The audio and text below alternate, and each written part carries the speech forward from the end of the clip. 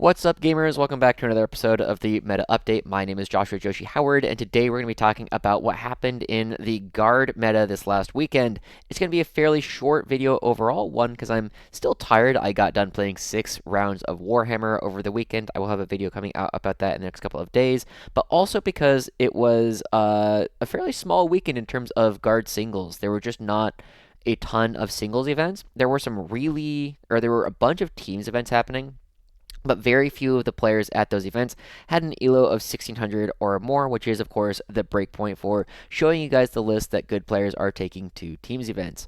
Because of that, we only have 4 lists to show you guys today. I have 3 singles lists and one teams list to actually show you. So let's go ahead and get right into it. There's not a whole lot of new innovation happening this weekend. The first one that we have is the first time that we see someone taking what Gustavo has been calling his recombined coming through, and it was piloted by Bryce Watson at Route 66. I think this guy's in my Discord, but I don't know for sure. There is a guy named Bryce, and he has been asking Gustavo, but I don't know if it's the same Bryce about what's been going on. But this is, I believe, a copy paste of what Gustavo is going to be taking to the World Championships of Warhammer.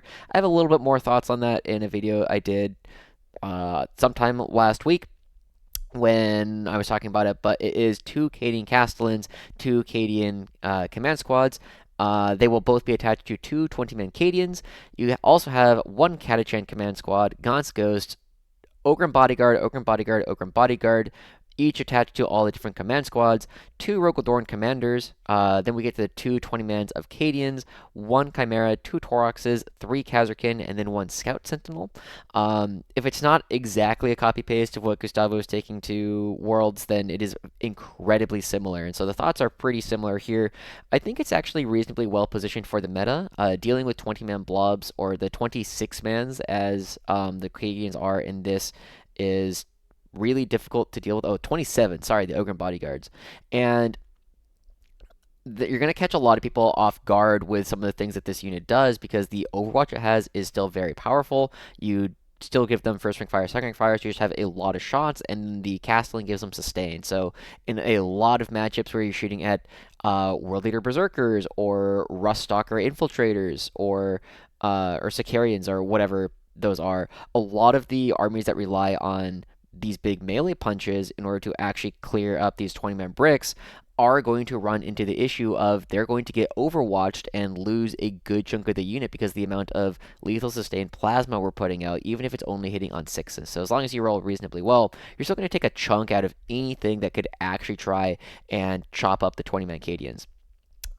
For armies that do manage to do that, you do still have the Ogrim Bodyguards, or the Cadian Command Squad Ogrim Bodyguard just kind of pop out of that. I have a video on that I did for Officer Training School, so if you want to know more about how annoyingly difficult to remove that is also something that you can take a look at. Other than that, it's a little bit low damage in terms of being able to play long-range shootouts. Only 2 Rogaldorn commanders. You are going to struggle to win long-range shootouts against things like Admech or Tau right now, but this is definitely a situation where the threat is oftentimes more important than the actual execution of it. You still have a lot of ability to brawl for the midboard. You still have the Chimeras, or the Chimera, Toroxes, and Khazarkin. So you just have a lot of stuff clogging up the midboard, and you are just here ready for a brawl. Bryce Watson got 3rd at his event at Route 66, going 5-1. So congratulations to Bryce on that event. The next one was actually the event that I was at. So Caleb Smith taking a 6-0, getting first place overall at a 70-player event. Caleb bringing a list that I'm pretty sure I've seen this exact list played by other people, and it's one of those things that we have been seeing, just like not a ton of meta innovation. The one that we just saw that Bryce was playing is relatively new, but Caleb was playing something that is tested and true. We've seen this style of list played over and over again. It's Gaunt's Ghost, Ursula Creed, Acadian Command Squad, 1 Rogaldorn Commander with a Grand Strategist enhancement, 1 unit of 10 Cadians attached to Creed and the Acadian Command Squad, 1 unit of 10 Catachan, 1 unit of 20 Krieg, 3 Chimeras, all with Khazarkin inside, presumably. Maybe one of them has the Catachan, 1 unit of 5 Ratlings, a Hellhound, 2 Luminous Battle Tanks, and then a Scout Sentinel. One of the big things that we've oftentimes seen is this looks incredibly similar to lists that I was playing like 3 to 4 months ago, when we had like 50 more points of stuff, and at the time I would generally upgrade the Hellhound to an Exterminator. But now that we've lost those points, a lot of people are finding similar things are working with. You downgrade the Exterminator to a Hellhound. It does most of the same stuff in terms of being difficult to kill and also giving you functional +1 AP. But Brawls for the mid board has the tools to at least play some of these long range shootouts, and the Luminar's Battle Tank, even having gone up in points several times since the Codex has come out, it still does the Luminar's Battle Tank stuff. Rerolling Meltas still very good. Just putting out enough damage that your opponent does have to respect your ability to just kill them off of objectives, especially in the open. I know for this event, a lot of it was on layout 1 and layout 6, meaning that the objectives were relatively easy to get lines on, meaning that the long range of the battle tanks and the rerolls actually did become very relevant. So congratulations to Caleb. He took down Donald Plummer, one of the top local Tau players in the Pacific Northwest in the finals. That one was available on Wargames Live if you're interested in watching how it went. Next, we have one more. We actually had both of our GT wins coming out from the Pacific Northwest. We had Caleb Smith playing at Laughing Dragon, which was in Tacoma, Washington, and Ken Bush won a event that was about half the size in the middle of nowhere in Washington. I believe it was a small town called Pasco. Either way, it was Ken Bush. We have had Ken on the channel before. I talk to Ken pretty often. And this is, it has a lot of similarities. If you just kind of click back and forth between these two, you're going to see a lot of the same stuff between these two lists. But this one is Ken. It is another very similar list. Not a whole lot of innovation here. I believe this was something very similar to what he played at Challengers Cup, I think. But it's a Cadian Command Squad, 1 Tempestus Command Squad, 2 Rogaldorn Commanders with no enhancements, Ursa Creed, though they attach to 10 Cadians. There's 1 unit of 10 Catachan, 1 unit of 20 Krieg, 2 Chimeras, and 1 Torax, whereas Caleb had 3 Chimeras. They both had 3 Kazarkin. They both had 1 unit of 5 Ratlings. Ken mixes it up a little bit because he does play the Tempestus Command Squad with a unit of 5 Scions, very similar to something that we've been seeing John Winter Russell do quite a bit. It's a good rapid Ingress threat. You can use it to deny 5 primary and kill something small like scouts or a character off of your opponent's natural objective, and so your opponent has to be very aware of having that extra little deep strike in the army.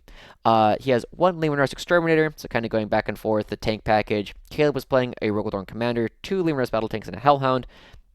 And for a relatively similar price, Ken brings 2 Rogaldorn Commanders and an Exterminator, and then the Scout Sentinel. So very similar lists overall. Big difference here is, of course, 2 Rogaldorns and an Exterminator versus 1 Rogaldorn, 2 Battle Tanks, and a Hellhound.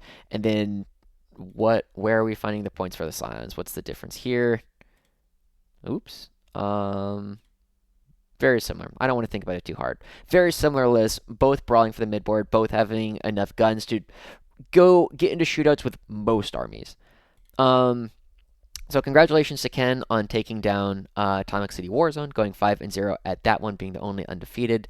So those are all of our singles lists. We saw, like we said, the big innovation, if you can call it that, is we're finally seeing some people getting traction with the style of list that Gustavo has been pushing, that Gustavo is taking to Worlds. Then we have 2 very standard midboard and tank style combined lists having success. And then the last list that I'm going to show you guys today is Tactical Chili Team Championships. This was the only 1600 plus ELO player. Charlie Kane coming in with Bridgehead Strike.